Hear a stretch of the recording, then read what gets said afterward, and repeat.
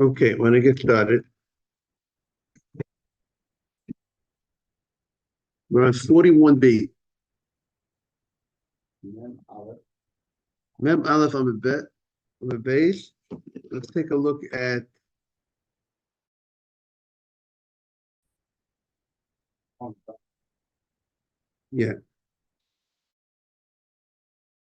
Mishnah. We'll review the Mishnah.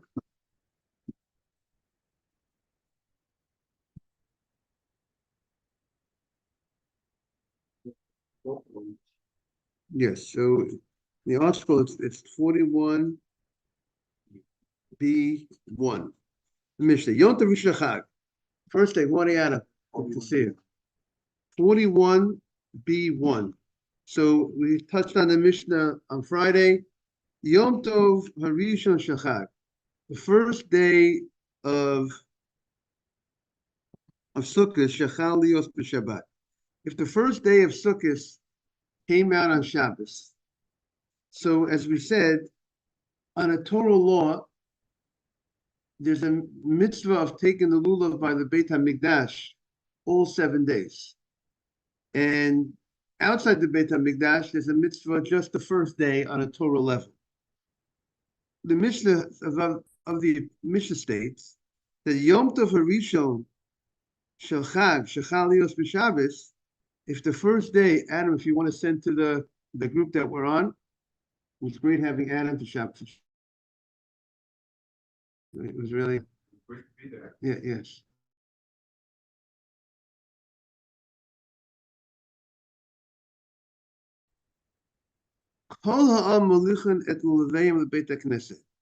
Everybody lulav to shul on Shabbat. So what did they do? They brought their lulav to shul before Macharat, and then on Shabbat morning, you know, the mitzvah of lulav is Shabbat morning. So the Macharat in the morning, mashkimim, they got up early, ubaim, and they would come, kol echad ve'echad, no, ubaim, and they would come. They would come to the shul early in the morning. Kol echad ve'echad ma'akir shalom. Everybody would recognize which is his lulav, v'not lo, and then he would take his lulav. The rabbi said, "Ein adam yosei dechavato b'yom tov harishon." Obligation on the first day of Yom Tov with someone else's lulav, because the Torah says, "L'kachtem to you, l'chem." U'shayim otachag, with the other days of the Yom Tov, Adam yotzei dechavato v'lulav shachaver. You can fill your obligation with the lulav of your friend on the other days of Pesach. Say it again. All right, but when we say lulav, we're not referring just to lulav. Very good point. Referring to lulav, the etrog, the adasim, and the ravot, all of them have to belong to you, because the pasuk is kachtam lachem b'yom harishon anafetz avot. The pasuk refers to avei nachal. The pasuk when it says lachem, it's going on all the items that are in that pasuk. It says pri eitz hadar, kapot tamarim, anafetz avot, avei nachal. They all have to belong to you. Now, Rabbi Yossi says, Yom Tov Harishon Shachag Shechal Lios b'Shabbat. If the first day of the Yom Tov comes out, now this Mishnah is saying that when we had the Beit HaMikdash, we took the lulav on Shabbat. If the first day came out on what? On Shabbat. If the first day of the Yom Tov came out on Shabbat. Yom Tov Harishon Shachag Shechal Lios b'Shabbat. What happens if the Yom Tov, the first day of Yom Tov comes out on what? On Shabbat. And v'shachach, and the guy forgot. You know what he did? He did a terrible sin. By accident, he carried on Shabbat in a place where there is no eruv, right? And a place that you couldn't make an eruv. This past Shabbat, we were speaking a lot about check your pockets. And here the guy did not check his pockets properly. Here he actually walked out with the lulav. Now, why would he walk out with lulav on Shabbat? Because let's say he wants to go into the rabbi teach him how to wave the lulav in the proper way, or ask the rabbi how to say the bracha. So the shachach was this rabbi patur. He is patur b'nei she'otziu b'rshut. Why is he patur? He's patur from what? From korban. On Shabbat, the person is machalel Shabbat by accident, unintentionally, he violated Shabbat. I didn't know I can't cook on Shabbat, and I went ahead and I cooked on Shabbat. I didn't know I can't make myself a cook up. Can't, boil the water to make a coffee on Shabbat. I didn't know I can't boil the water to make a coffee on Shabbat. I boiled the water to make coffee on Shabbat.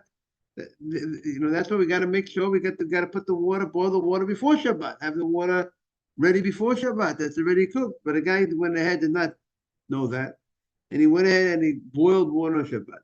So he's in violation of the prohibition of cooking on Shabbat, but he didn't know. He did it unintentionally. He has to bring a korban chatat. That's the general rule. Something called a chatat is a sin offering that's brought as a result of violating Shabbat unintentionally. What did you say? On what Shabbat?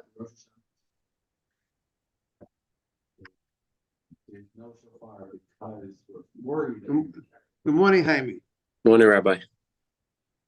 Yes. Right. Yes. Yeah.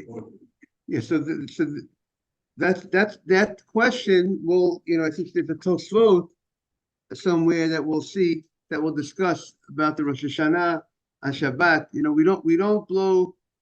don't blow the shofar on Shabbat when Rosh Hashanah comes out on Shabbat. We don't blow the shofar, right? Because why don't we blow the shofar? Good morning, Simon. Good to see you. Because we're afraid that a person might come to go in and carry the shofar. So yet we say when it comes to lulav, the time of the Beit HaMikdash, they allowed the person to go ahead and take the lulav on. They allowed the person to take the lulav on Shabbat. And they did not make any gzeirah. So the first thing is in Eretz Yisrael, the land of Israel, when Rosh Hashanah came, there was a question: which day is Rosh Hashanah?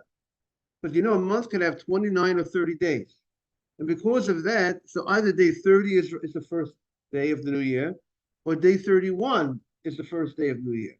So there was a safek. So therefore, on Shabbat, where you didn't even know whether today is Rosh Hashanah or not, there they said if you're not sure you're doing the mitzvah, they will fast it to make a gzeirah, a prohibition, not to take the shofar on Shabbat.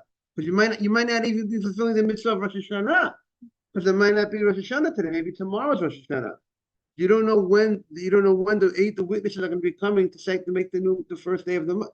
But in Israel, by the time the 14th or the 15th day of the month came, by Sukkot, you knew for sure when it was the holiday.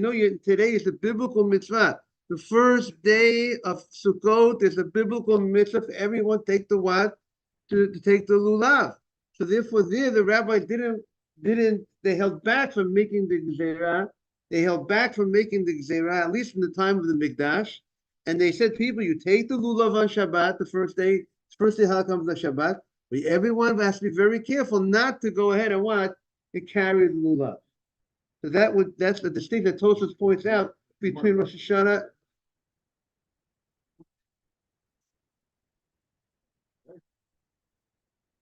But also most probably shofar is a little bit more difficult to know. Sometimes you might have a question on the shofar. Is there a crack in it? You might have a question on the lulav too. But it's the first day. Or maybe if a person might feel he's not an expert in blowing the lulav and the shofar, maybe he might come to carry the shofar. But that's some of the issues why they were concerned by shofar.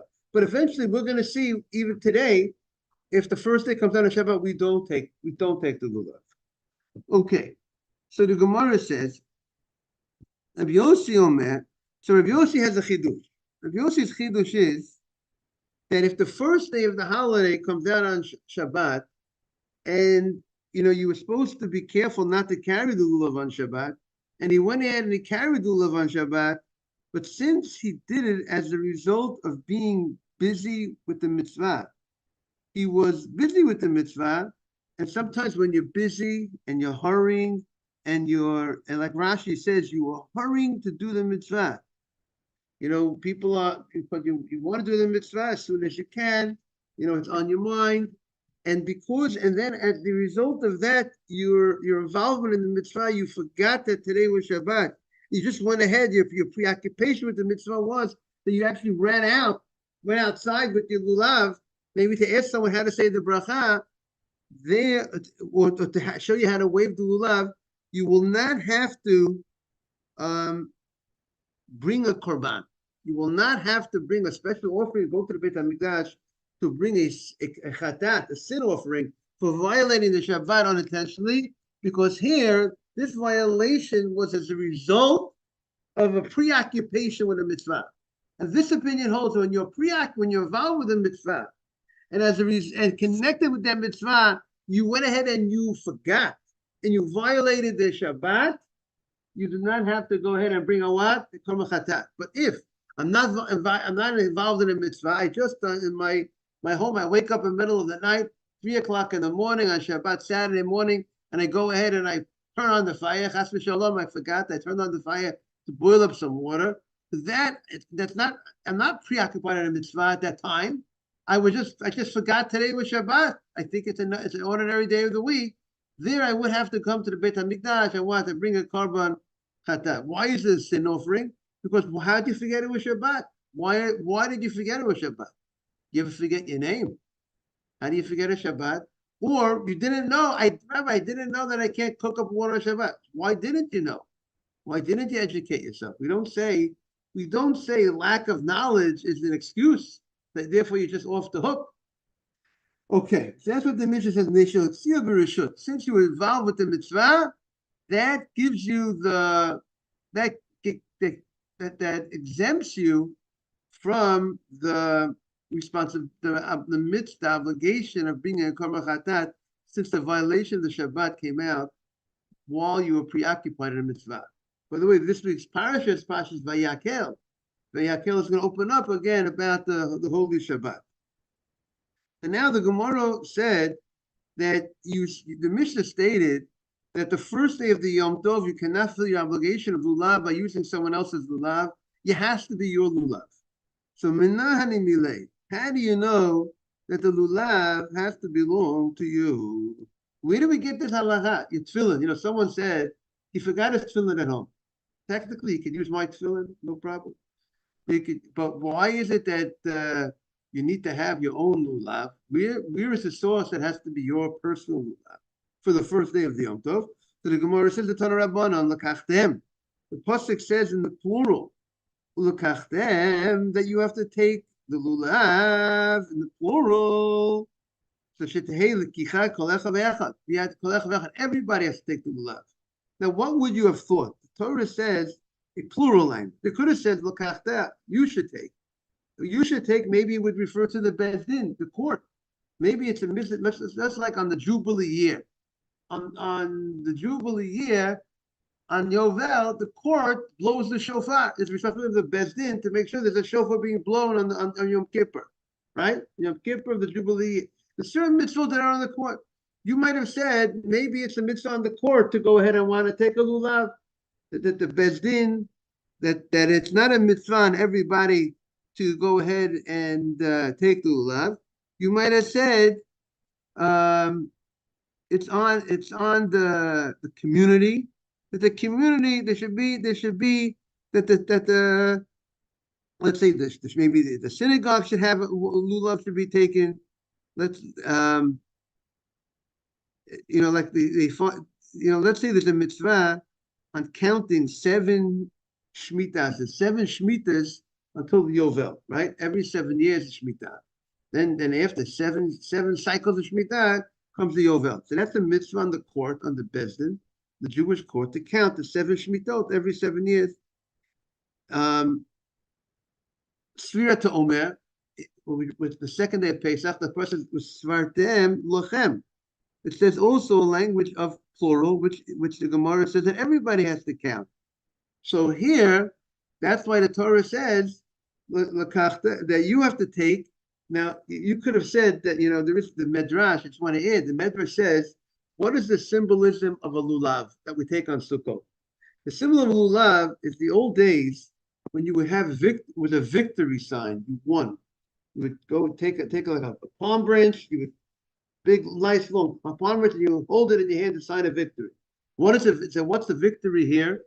The victory is you won over, you won, you were successful on Rosh Hashanah and Yom Kippur. You had a court date. You all had a court date. We have lawyers to help us out on the court date. The lawyers here at the court date, the lawyers of the Torah, the rabbis tell you what you need to do, tshuva, repentance. And therefore we look at it as if we were successful, and we have to take the lulav. That's one idea of lulav.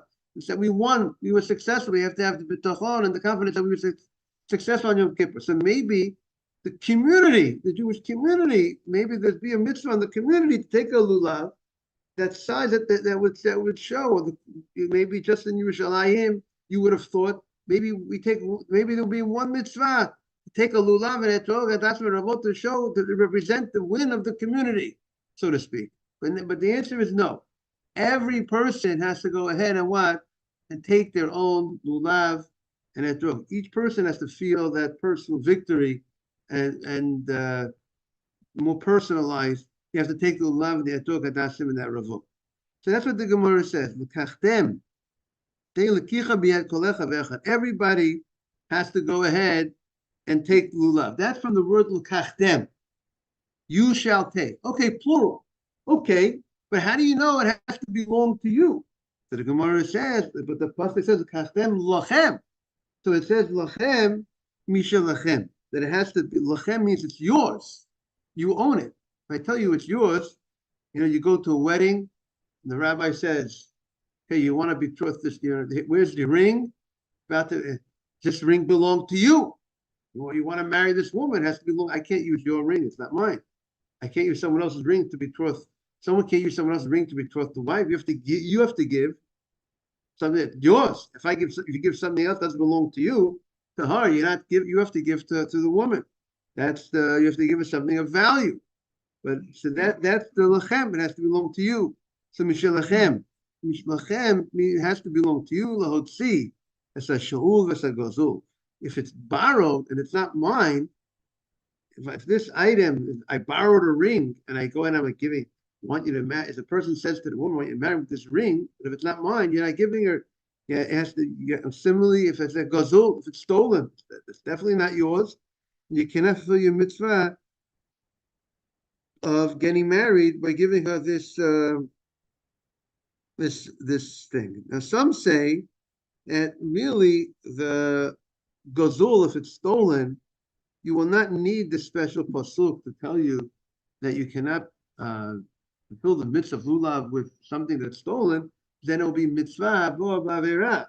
Even without the special pasuk telling me it has to belong to you, even if, let's say, tefillin does not have to belong to you, but if you're taking stolen tefillin, if tefillin is stolen, you can't fulfill the mitzvah. That most probably, according to many opinions, because it's a mitzvah that's coming through an avera. Now, so the Gemara, the rabbis say, Ein Adam yotzei dechavoto b'yom Pirush HaChag. You cannot fulfill your responsibility, your obligation on the first day of Yom Tov, b'lulavo shachavero, using someone else's lulav, ela imkein natanulo b'matana. Your friend could give it to you as a gift. If he gives it to you as a gift. It's not that you have to buy it. You could get it as a gift. You don't have to pay for it. You get it as a gift. That makes it yours. And once the gift makes it yours, you can go ahead and give it to him. Now, comes the Gemara, and it makes a very beautiful story. Ma'aseh Rabbi Gamliel, Rabbi Yeshua, Rabbi Eliezer, Rabbi Akiva. Sounds like the Haggadah. There's the big rabbis in Haggadah that they were talking about Mitzrayim, the Siyat Mitzrayim the whole night until their students said, Rabbis, Rabboteinu, Kiyazman Kriyash Meshachat Achrit. Right, Simon, it's time to say the Kriyash Shema. So there seems to be if you could line up, look at the names here, it sounds like to me like these are the same names in the Haggadah. Rabbi Gamliel, Rabbi Yeshua. We know Rabbi Gamliel, Rabbi Yeshua were the two leading rabbis. Rabbi Gamliel was the Nasi. Rabbi Yeshua, Rabbi Elazar ben Azariah, he became Nasi for temporarily, short period of time. He was like one week every so often. Rabbi Akiva Shayabayim B'Svina. They were traveling on a boat. Now, obviously, why the rabbis on the boat on the first day of the holiday? Obviously, they were on a mission that most probably, whether it was to save somebody, save a captive, who knows, whatever mission that they were on, that they were stuck. And also, as we know, the challenges of travel by boat were much different than today. We know that sometimes the plane gets delayed. Imagine through storms and different things how you might have had be arrive at a certain destination by a certain time, but never know that who knows what could have stopped them with the weather and so on and so forth. But they were traveling by boat, and it's the first day of the holiday. Rabbi Gamliel was the only one who had a lulav, and the Gemara says, this lulav cost a lot of money. 1,000 zuz. 1,000 zuz is a lot of money. And the Gemara is going to discuss why you're telling me that it cost 1,000 zuz. What's the purpose of telling me that point? And what happened? So we have Rabbi Gamliel, Rabbi Yeshua, Rabbi Elazar ben Azariah, Rabbi Akiva. We have 4 rabbis with 1 lulav. So Natola Rabbi Gamliel v'Yotzepu. Rabbi Gamliel went ahead, he took the lulav, and he fulfilled his mitzvah on the lulav. He said his bracha, he took the lulav, he did the waving. Then, what did he do after he finished the mitzvah? He did the mitzvah. And the Tanol Rabbi Yeshua Matana, he gave it to Rabbi Yeshua as a gift. Because Rabbi Yeshua, good morning, Aaron. Rabbi Yeshua needed to own it. So how did he make sure that Rabbi Yeshua owned it? He gifted it to Rabbi Yeshua. Netalo Rabbi Yeshua v'yotzabo.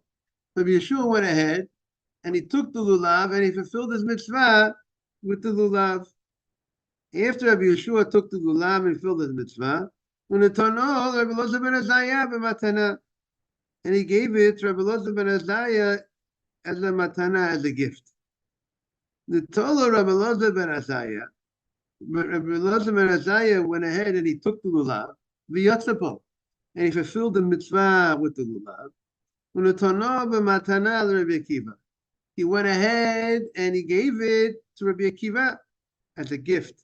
So Rabbi Akiva could go ahead and fill the mitzvah. Just Aaron, just to bring up to date, we're talking about the necessity, the need. The first day of the holiday of Sukkot, you have to own the lulav. You can't borrow a lulav, but somebody could gift it to you. If you don't have a lulav, Simon, let's say, if he has his own lulav, he could gift to you his lulav. Okay? Now, but the question is, if Simon gifts you the lulav, then Simon has no lulav for himself anymore if he gave it to you as a gift. So really, we're going to see he could gift it to you with the condition: I'm giving to you Aaron, I'm giving you my lulav as a gift, my lulav, my etrog, that doesn't revolt, with the condition that you give it back to me. And as long as you have it, it belongs to you. Aaron, it's 100% yours, but there's a condition: you got to give it back to me. That would work. Now, he gave to Rabbi Akiva, Rabbi Akiva Yotzebo. And after Rabbi Akiva went ahead and he took the lulav, what did Rabbi Akiva do, Adam? I get 2 Adams on the deal. The zero Rabbi Gamliel. They gave it back to Rabbi Gamliel. So at the end of the day, Gamliel got back his lulav. It belonged to him. He had purchased it for a nice sum. He spent $1,000, 1,000 zuz on it, and he got his lulav back. So now, the Gemara says, zero. Why does the Gemara tell us that he gave it? What did you say? Praise to, yes. 500. Oh, very good. Very good. But it's hard to imagine that it was always 2 zuzim for a sheep. It sounds like a small amount of money. So zero. Why do we need to say that Rabbi Akiva gave it back to Rabbi Gamliel at the end? The point of the Braita is to teach us, it would seem that the point of the Braita is to teach us that you that you have to own it, right? That's what the Tan is telling us. That everybody gifted it to the other rabbi. Only Rabbi Gamliel had his lulav. So what and it's the first day of the holiday. So he gifted it to this rabbi gifted it to that rabbi gifted to that rabbi. So this seems like the focus of this bright that is telling us is that you need to own it, and therefore everyone had to gift it to the other one.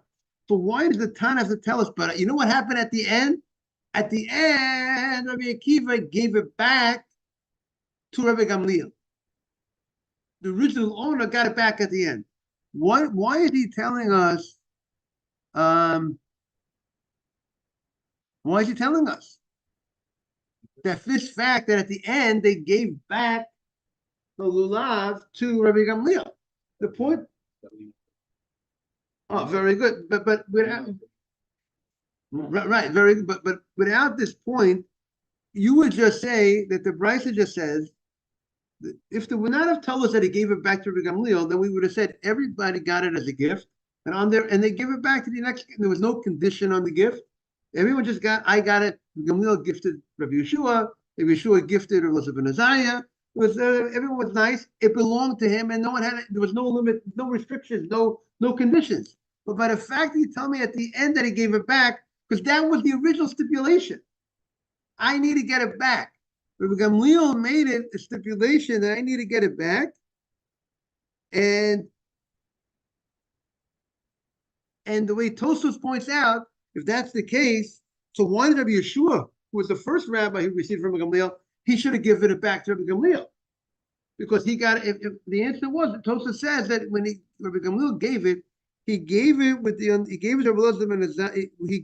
understanding that I'm happy to gift it that everybody should. I'm gifting it to everybody, and only at the end, and I need it to be given back to me. But the Gemara says, what the Gemara is teaching us something on the side, another point. Not only do you have to own it the first day, but there's another point. Matana amenat lahachzir shmo matana. If you gift something to somebody, I'm giving it to you as a gift. I'm not lending it to you. Morning. I'm gifting it to you, but I gift it to you with the condition. 100% yours, Aaron. I'm gifting you my lulav and etrog, but I have a condition. The condition is I want you to give it back to me. So the chiddush is that's called that's called a gift. That means the duration of the time that you have it, that you're using it, it belongs to you. That's yours now. It's yours. You have full responsibility. Anything happens to it, you're responsible. You're responsible like it's yours, except you have to, at the end, you have to return it to me. And the Gemara says, Kiha the Amarava. Meaning, there's certain laws, let's say if I would say this would be a nafka mina. If I gift you an animal with the condition that you return it to me, right? So now the question would be, if the animal will die, would you have to give me back a new animal? Because that animal that died, your animal that died during the time that it was by you, it's your animal, it's yours now. It's Aaron's animal that died. But I made a condition you have to give back to me. And maybe you're not giving me back. You gave the animal's dead. So maybe you would have to give me back a new animal. But if I lend you an animal, and the animal, or let's say if you lend it, or let's say an accident happened, right? Let's say the animal died as a result of work, right? We say if you borrow an animal, that would be the case. So if you borrow an animal, a borrower is obligated in accidents. Something if I borrow something and an accident happened to it, I would be responsible to pay you back. Or let's say I borrowed something and somebody stole it. I'm responsible, or an accident happened to the thing, I'm responsible to give back to you. Doesn't make a difference that an accident happened. I gotta give you back what I borrowed from you. Car. I borrowed a car, and then someone stole the car. I gotta go ahead and give you back a new car. But if what happened if I borrowed if I didn't borrow, right? So that would be the. But if let's say I borrowed a animal and the animal died as a result of work, I borrowed the animal to work, and in its normal work the animal died, I would be exempt from paying you back another animal because it died as a result of normal use. Or I borrowed a hammer, and while I was banging with the hammer broke, and I did not overdo the work. I did not bang it in an unusual fashion. I banged it in the normal way. I would not have to pay you a new hammer. But that's if I borrowed it. But if you gifted it to me, then that hammer that broke is the one who was using the hammer. It's his own hammer that broke. It could be that you might have to give back a new hammer, but it's not that. But that was you. I made this. You have to give me back a hammer. That would be possibly a difference whether it's a gift or it's borrowed. But for our purposes, the difference is whether you fulfill the mitzvah of lulav. If I lend you my lulav, for the first day, you do not fulfill your mitzvah of lulav with a borrowed lulav. If I gift you the lulav for the first day, even though I gifted to you with a condition you have returned it to me, that's called your lulav during the duration of the time that you have it. Kihadama Rava. Rava, we found the story about Rava. Rava said, it's not really a story, it's a statement of Rava. Hey lacha etrog zeh. If you say, here, I'm giving to you this etrog, amana shetasiruhu li, on the condition that you return the etrog to me, unutolo, and you took the etrog v'yatzabo. You took the etrog. Just want to clarify. See, a borrower has certain responsibilities, right? Sometimes when you borrow something, you're exempt if something happens to it. Sometimes you're obligated, right? So that's what we were saying, to find the difference between whether you borrow something or something happens to it. We're saying there are certain things that you might be exempt from responsibility, and sometimes but if you own it, it's different. So the Gemara says, if I say to someone, here is this etrog, on the condition you return it to me, I'm gifting you the etrog. You took the etrog and you fulfilled your mitzvah. So now it says the following. Now there's zero if you returned it to the guy yotza, then you are yotze. But loyal zero lo yotza. If you didn't return it, you did not get the mitzvah. What does that mean? If I tell Adam, I'm gifting you my etrog on the condition you return it to me. So then if you fulfill the condition, once you took it, you said the bracha, you shook the lulav, you did the waving, then you returned it to me. So you fulfilled, you followed the conditions of the lulav and etrog. But if you didn't follow the conditions, then you had no right. Then it was never then all off. It was never really then retroactively, you did not own it during that duration of time. Because the gift was conditional. I gifted you the etrog on condition you returned it to me at the end. But if you did not fulfill the terms and conditions, then the gift never took place, and therefore the gift never took place. Therefore, you used my lulav without permission, and therefore you do not get the credit for the mitzvah.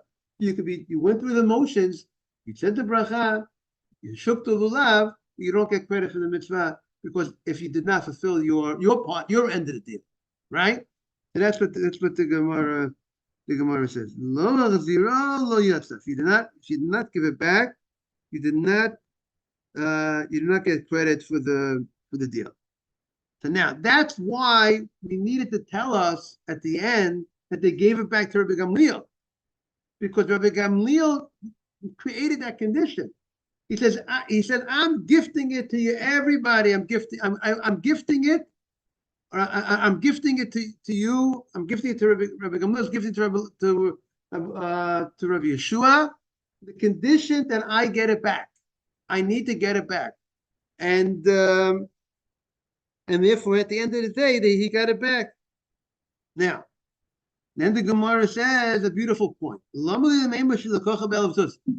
the need to tell us that he spent 1,000 zuzim to buy the lulav and etrog?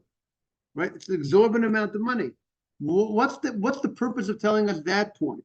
So the Gemara says it's a very important purpose.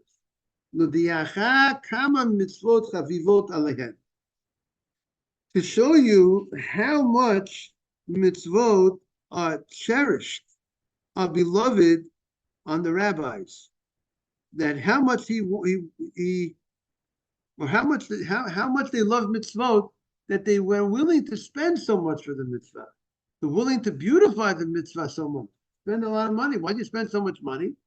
You spend so much money because you want to do the mitzvah in the most beautiful way. It's interesting to note the Gemara doesn't say to show you how beloved mitzvahs are cherished by him, by Rabbi Gamliel. It says aleihem. The Gemara states how mitzvahs are cherished by all of them, all the rabbis. They have such a love of mitzvah. He happened to have been able to maybe find a lulav and etrog. He spent 1,000, but they also would have spent 1,000 if they would have been able to